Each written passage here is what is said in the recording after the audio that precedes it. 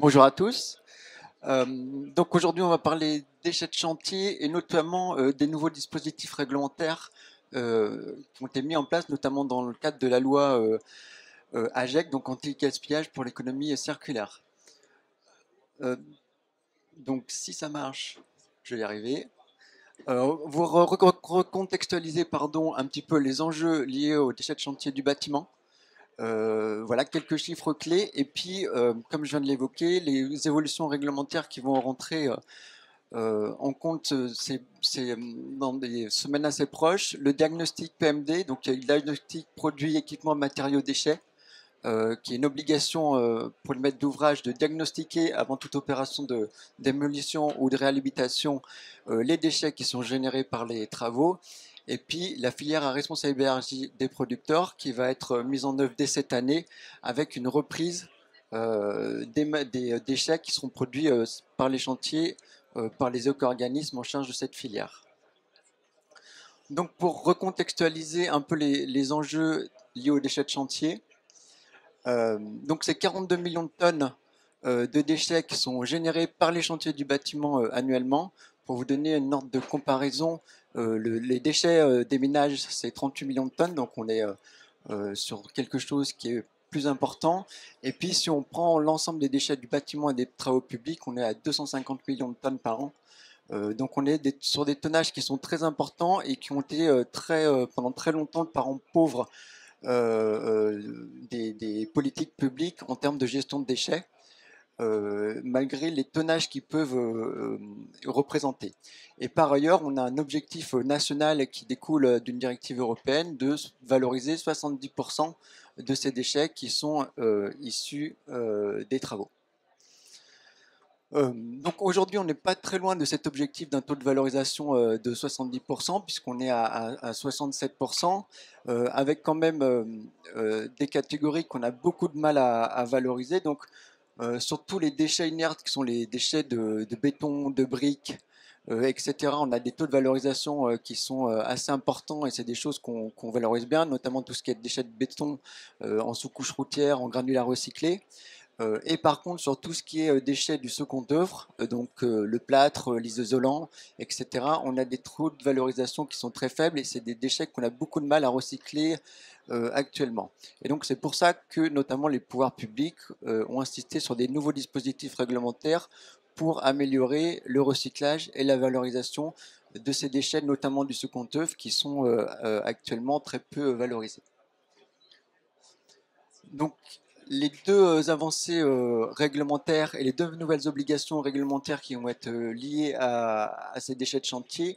Le premier, c'est le diagnostic produits, équipements, matériaux, déchets, qui est un outil qui a vocation à favoriser et la valorisation et le recyclage des déchets de chantier, mais aussi d'encourager le réemploi des produits, équipements et matériaux lors notamment des opérations de démolition et de réhabilitation.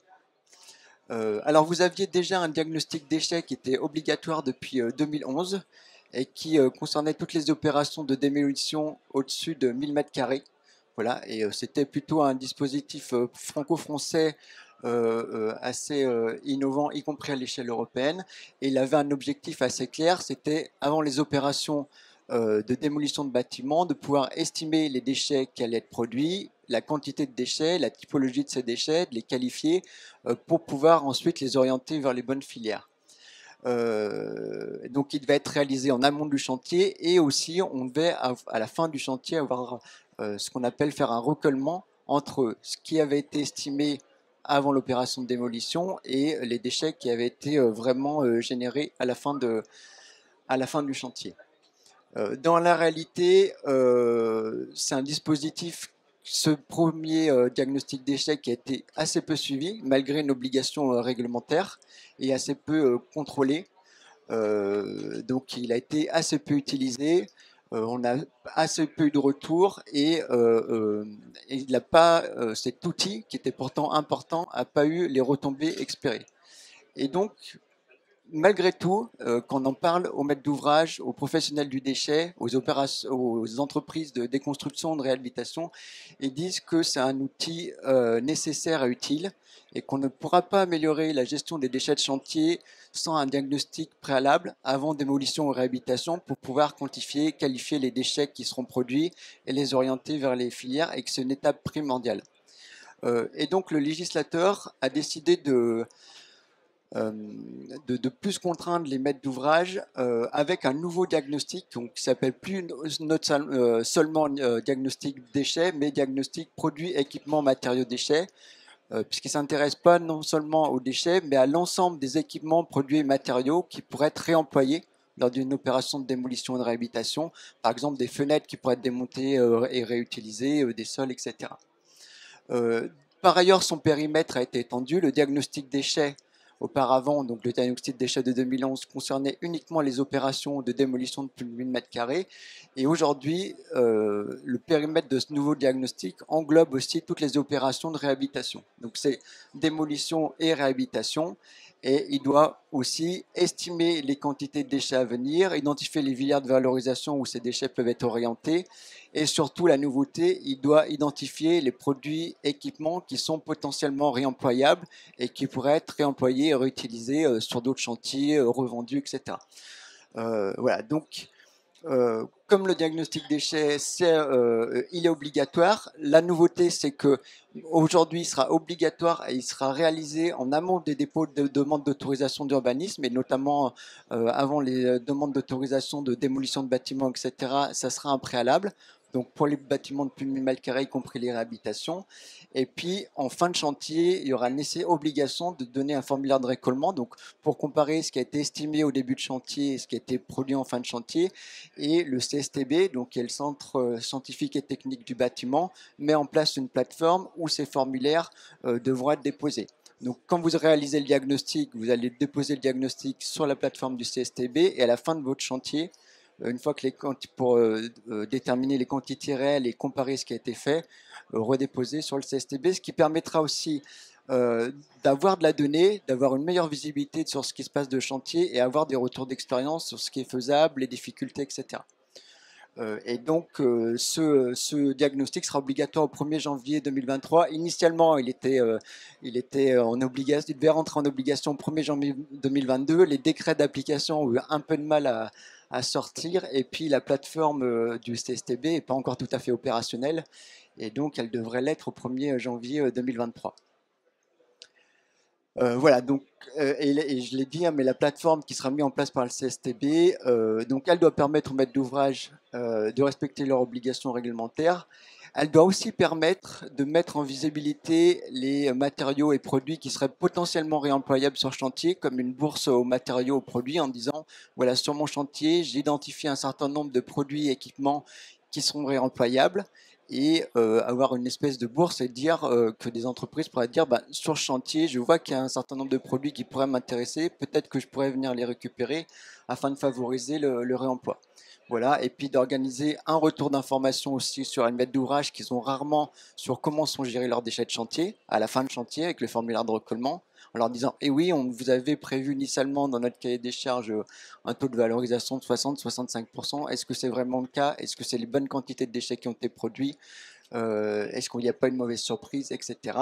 Ça permettra aussi à la puissance publique d'avoir un remontée de données sur ce qui se passe réellement sur les chantiers, les quantités, etc., puisqu'on a assez peu de visibilité actuellement en termes de data. Voilà, donc c'est une chose qui va rentrer en œuvre au 1er janvier 2023. Ça, c'était la première, on va dire, nouvelle obligation réglementaire qui devrait permettre d'avancer vers une meilleure valorisation et augmenter le remploi des déchets du bâtiment. Et la deuxième grande évolution, qui a été aussi introduite par la loi AGEC et qui va rentrer en application de manière progressive à partir de 2022, c'est la responsabilité élargie du producteur, ou si vous préférez, c'est l'application du principe pollueur-payeur appliquée aux produits, équipements, matériaux du bâtiment. Donc la responsabilité élargie du producteur, qu'est-ce que c'est? C'est comme je viens de vous le dire, c'est strictement le principe de pollueur-payeur. c'est des filières qui existent sur d'autres produits en France, comme sur les emballages, sur tous les équipements électriques et électroniques. Vous savez que quand vous achetez votre smartphone, vous payez une éco-contribution. Et en fait, cette éco-contribution sert à recycler et à valoriser votre smartphone quand vous le jetez. Là, c'est le même principe. Quand vous allez acheter des produits matériaux de construction, des tuiles, du béton, des fenêtres, vous allez payer une éco-contribution qui va servir à valoriser et à recycler les déchets en fin de vie. Et donc, c'est une obligation qui est relevée par les metteurs en marché, donc ceux qui mettent les produits et équipements sur le marché. Et le principe de responsabilité du producteur a donc deux grands objectifs. Un, je l'ai dit, c'est de permettre de financer la fin de vie des produits pour améliorer leur recyclage, leur revalorisation, et aussi pousser les metteurs en marché, les fabricants de produits à faire de l'éco-conception pour qu'en fin de vie, ces produits soient plus facilement réemployables, recyclés, valorisés, etc. Euh, donc le cadre réglementaire de la REP est défini dans le Code de l'environnement. Pour faire très simple, en fait, c'est ce que je viens de vous expliquer. Vous avez, alors je vais pas les fabricants ou importateurs de produits, distributeurs qui sont en haut, qui vont, quand vous allez acheter de leurs produits, toucher une éco-contribution, qui vont reverser un éco-organisme.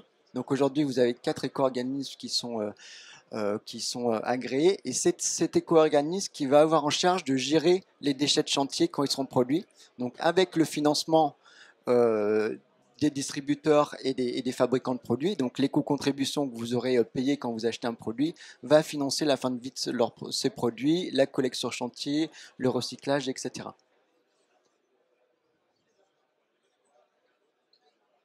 Donc en fait, pour faire simple, les fabricants et metteurs en marché des produits matériaux de construction, donc que ce soit Saint-Gobain, etc., vont verser une contribution aux éco-organismes en fonction du produit. Alors souvent, cette éco-contribution, elle est modulée en fonction des caractéristiques du produit, s'il est plus ou moins recyclable, si techniquement, et son coût de fin de vie. Et après, les éco-organismes, avec ce financement, vont avoir la charge, notamment, de prendre en charge la gestion des déchets qui seront produits sur les déchets du bâtiment. Alors, comment va se passer cette filière? Je vous ai parlé d'une montée en charge progressive, mais à terme, en fait, tous les déchets qui seront produits sur les chantiers devront être repris par ces éco-organismes. Donc dans un premier temps, alors 2023, il n'y aura pas de reprise directement sur les chantiers, ça fera des reprises, ce qu'on appelle sur des points de reprise, donc ce sera plutôt pour les artisans, mais sur les déchetteries et aussi sur les plateformes de distributeurs, Point P, etc., où les artisans pourront ramener leurs déchets, et si leurs déchets sont triés, notamment vis-à-vis de l'application de ce qu'on appelle le décret 7 flux, qui demande que le bois, le verre, le plâtre, les déchets minéraux sont triés. Si ces déchets sont triés, il y aura obligation de reprendre gratuitement ces flux. Et ces flux seront repris gratuitement par les éco-organismes et donc financés. Et en 2024, même dispositif, mais qui sera aussi étendu sur les chantiers, c'est-à-dire que si sur vos chantiers, vous triez ces différents flux, ces 7 flux, donc le bois, le verre, le plâtre, les déchets minéraux, etc., l'éco-organisme aura en charge de venir les prendre sur vos chantiers et de les traiter, et donc sans compensation financière de votre part, parce que quelque part, le financement, il est lié à l'achat quand vous achetez le produit, et pas à la fin de vie. Et à l'horizon 2025, pardon, c'est tous les déchets du bâtiment, même ceux qui ne font pas partie des 7 flux que j'ai cités, qui devront être pris dans le cadre de la REP et traités et recyclés dans le cadre de la REP. Donc vous voyez une montée en charge progressive, mais qui encourage quand même fortement au tri, parce que si vous triez vos déchets sur le chantier, eh ben, ces déchets seront repris gratuitement. Et donc, contrairement à la situation actuelle où vous payez ces flux, vous payez vos flux de bois, de plâtre, etc.,